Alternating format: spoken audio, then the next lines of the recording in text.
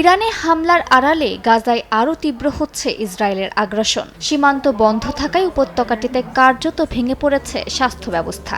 এতে সবচেয়ে বেশি ক্ষতিগ্রস্ত হচ্ছেন গর্ভবতী নারী, ক্যান্সার রোগীসহ গুরুতর অসুস্থরা। জাতিসংঘের মানবাধিকার সংস্থা OCHA জানায়, প্রতিদিন গাজায় প্রায় 180 জন নারী সন্তান জন্ম দিচ্ছেন। কিন্তু হাসপাতালের শয্যা সংকট ও চিকিৎসা সরঞ্জামের ঘাটতির কারণে বড় ধরনের অস্ত্রোপচারের পরও অনেক নারীকে কয়েক ঘন্টার মধ্যেই ছাড়পত্র দেওয়া হচ্ছে, যা জটিলতা ও সংক্রমণের ঝুঁকি বাড়াচ্ছে।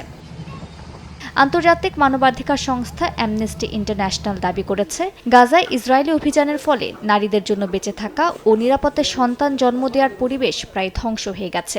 সংস্থাটির মতে, স্বাস্থ্যসেবা, নিরাপত্তা ও মর্যাদার অধিকার ধীরে ধীরে ক্ষয় করে দেয়া কেবল যুদ্ধের পার্শ্ব প্রতিক্রিয়া নয়, বরং নারীদের লক্ষ্য করে চালানো এক ধরনের পরিকল্পিত যুদ্ধ কৌশল।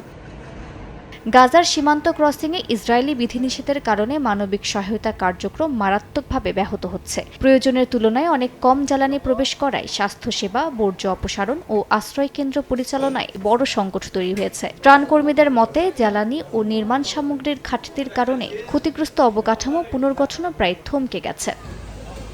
এদিকে ফিলিস্তিনের স্বাধীনতাকামী সংগঠন হামাস অভিযোগ করেছে, আঞ্চলিক উত্তেজনার সুযোগ নিয়ে গাজায় বেসামরিকদের উপর হামলা বাড়িয়েছে ইসরায়েলি বাহিনী। তাদের দাবি, বাস্তুচ্যুত মানুষের তাঁবু লক্ষ্য করে হামলায় সাংবাদিক সহ কয়েকজন নিহত হয়েছেন। অবরোধ বজায় রেখে এবং সীমান্ত ক্রসিং বন্ধ রেখে আন্তর্জাতিক মানবাধিকার আইন লঙ্ঘন করছে ইসরায়েল। এদিকে রাফা অঞ্চলে সুড়ঙ্গে অবস্থান নেওয়া কয়েকজন হামাস সদস্যকে হত্যা করেছে ইসরায়েলি সেনাবাহিনী IDF।